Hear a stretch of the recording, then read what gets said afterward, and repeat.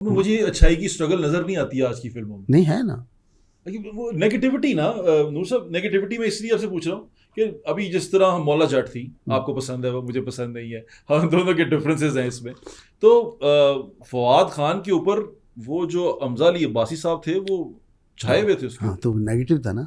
Negative और छाया भी रहा। हाँ। इवन के वो याद भी रह गया, उसके डायलॉग भी याद रह गए, उसका देखना, उसका चलना, उसकी प्रेजेंटेशन या। वो याद रह गई। जो हीरो था वो बेचारा कहीं पे गुम हो गया, फवाद खान का पता ही नहीं चला, बाल मुंह पे डाल के वो इधर उधर फिरता था। नहीं नहीं, खैर ये क्या प्रेजेंटेशन में प्रॉब्लम आ जाती है, या हमारी नस्ल पसंद करती है नेगेटिव को, या नेगेटिव जो है वो अब लाइक किया जाता है कि नेगेटिव होके मजा आता है?